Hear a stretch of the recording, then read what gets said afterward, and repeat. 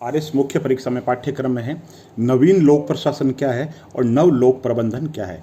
NPA new public administration, NPA new public administration, NPM new public management. पक्का सवाल है, परीक्षा में पूछा ही जाता है। मुद्दे की बात करते हैं। 1968 के बाद में लोक प्रशासन में जिन नवीन विचारधाराओं का उदय हुआ उन्हें नवीन लोक प्रशासन कहा जाता है। सीधे सादी परिभाषा।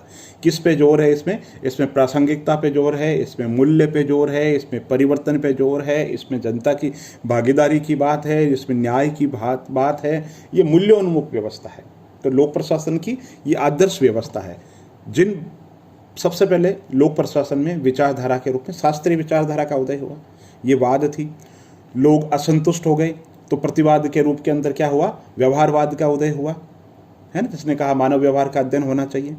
फिर इनके संवाद के रूप में उत्तर व्यवहारवाद का उदय हुआ, उत्तर व्यवहारवाद का उदय हुआ। तो उत्तर व्यवहारवाद की जो मूल विचारधारा है उसका प्रभाव, उसी का जो परिष्कृत जो रूप है वो नवीन लोक प्रशासन है।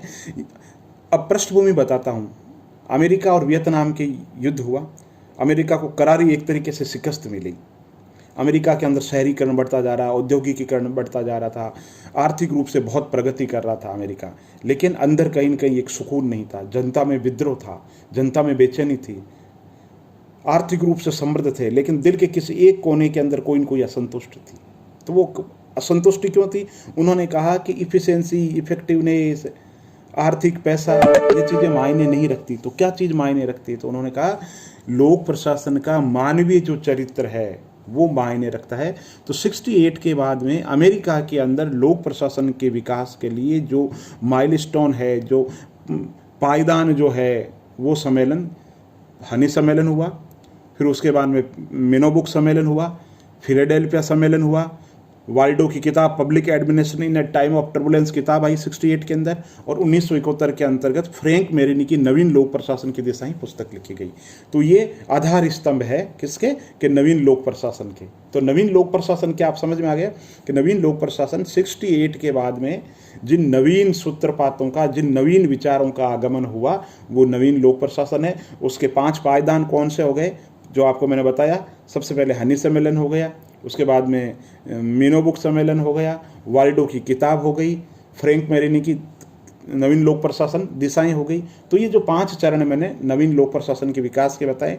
और इसकी विशेषताएं क्या है? ये आदर्श व्यवस्था है, यह प्रासंगिकता की बात करता है कि भाई आप जिस समाज के अंदर रह रहे हो उसके प्रति प्रासंगिकता होनी चाहिए, आप जो कर रहे हो उसकी प्रासंगिकता होनी चाहिए, उसका संदर्भ होना चाहिए, जनता की भागीदारी होना चाहिए। तो कहने का मतलब लबोलुआब ये है कि नवीन लोक प्रशासन एक आदर्श विचारधारा थी। ठीक, ये तो हो गई नवीन लोक प्रशासन। अब बात आते हैं नवीन लोक प्रबंधन क्या था। तो नवीन लोक प्रबंधन, देखो आर्थिक उदारीकरण आप जानते हैं। आर्थिक उदारीकरण की भूमिका कब शुरू होती है? ब्रिटेन के अंदर मार्गरेट थैचर प्रधानमंत्री होती है। जैसे भारत में इंदिरा गांधी को आयरन लेडी कहते हैं, वैसे ब्रिटेन के अंदर जो मार्गरेट थैचर है उसको आयरन लेडी है। उसने समाज के अंदर खुलेपन की बात की, अर्थव्यवस्था के अंदर खुलेपन की बात की, तो अर्थव्यवस्था के अंदर खुलापन आया। तो उसी दौरान, है ना, समाज के अंदर और अर्थव्यवस्था के अंदर खुलापन की बात आई। तो जब ये खुलेपन की बात आई ना, तो लोक प्रशासन में 2 विचारधाराओं का उदय हुआ। एक विचारधारा तो थी पश्चगमन, बैक रोल थ्योरी, यानी जो राज्य का जो रोल है उसको पीछे कर दो, दूर से देखते रहो। हर छोटे मोटे कामों के अंदर, सरकारी काम काजों का में सरकार का हस्तक्षेप नहीं होना चाहिए। सरकार को या सरकारी तंत्र को दूर से देख करके देखते रहना चाहिए, और छोटे मोटे कामों के अंतर्गत क्या होना चाहिए, छूट दे देनी चाहिए। पश्चगमन, राज्य को पीछे कर दो। डाउन साइजिंग, राज्य का आकार जो है, सरकारी तंत्र का जो आकार वो घटा दो। और इसी दौरान 1988 के अंतर्गत विंसेंट ऑस्ट्रोम ने पब्लिक चॉइस थ्योरी का प्रतिपादन किया। पब्लिक चॉइस थ्योरी, जैसे मैं आपको बता चुका हूँ, उन्होंने कहा कि जनता के पास में चॉइस होनी चाहिए। जैसे हम मार्केट में जाते हैं, व्यापारी को हम ये कहते हैं ये चीज़ पसंद नहीं है, ये चीज़ पसंद नहीं, तो व्यापारी हमें 10 विकल्प प्रस्तुत करता है।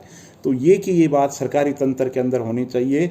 सरकारी कर्मचारी, सरकारी तंत्र और ग्राहक के बीच में संबंध बिल्कुल वैसे ही होना चाहिए। इनपुट और आउटपुट का संबंध होना चाहिए। सरकारी तंत्र है वो ज़्यादा से ज़्यादा रिजल्ट ओरिएंटेड होना चाहिए, परफॉर्मेंस ओरिएंटेड होना चाहिए। उसकी जो नेचर है, उसके पास में जो व्यक्ति आ रहा है उसके लिए वो एक क्लाइंट है, उसको संतुष्ट करना, उसको सेवा देना उसकी बाध्यता होनी चाहिए। तो ये पब्लिक चॉइस है ना, लोक विकल्प जो थ्योरी थी।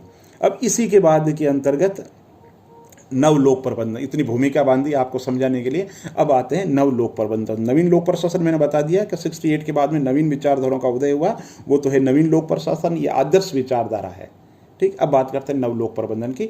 नव लोक प्रबंधन ऑसबर्न और गैबलर ने री इवेंटिंग गवर्नमेंट यानी पुनर्खोज, दोबारा खोज करो, राज्य को वापस पुनः परिभाषित करो, जैसे मैंने बताया आकार को घटा दो, ग्राहक उन्मुख बना दो। तो नव लोक प्रबंधन ने कहा कि साहब जो लोक प्रशासन की भूमिका है, न्यू पब्लिक मैनेजमेंट, लोक प्रशासन में प्रबंध की तकनीकें लेकर के आओ।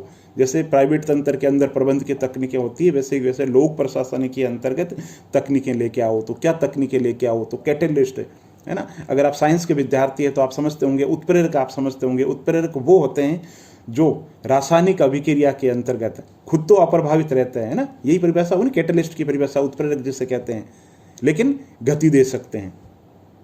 ठीक है, लंबा समय हो गया मेरे को, उत्प्रेरक यही परिभाषा मेरे हिसाब से। ठीक है, तो कैटलिस्ट की भूमिका है, मतलब आप दूर से रह करके चीज़ों को परिवर्तन ला सको, ऐसी स्थिति होनी चाहिए, कैटलिस्ट है। फिर कम्युनिटी बेस्ड होने चाहिए, समुदाय आधारित व्यवस्था होनी चाहिए। आपका लक्ष्य जो कार्य विभाजन पर आधारित होना चाहिए।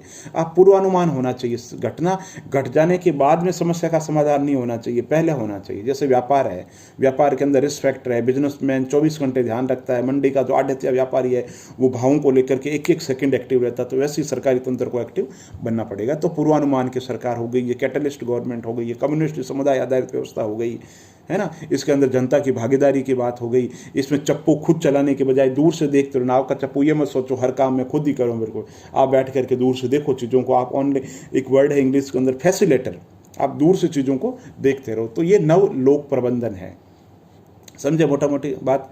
नव लोक प्रशासन पूरा बता दिया। नव लोक प्रबंधन 90 का जो दशक है, आर्थिक उदारीकरण से प्रेरित विचारधारा है।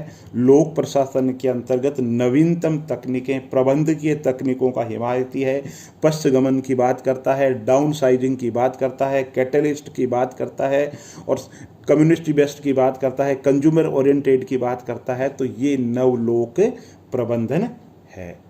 बहुत बहुत धन्यवाद।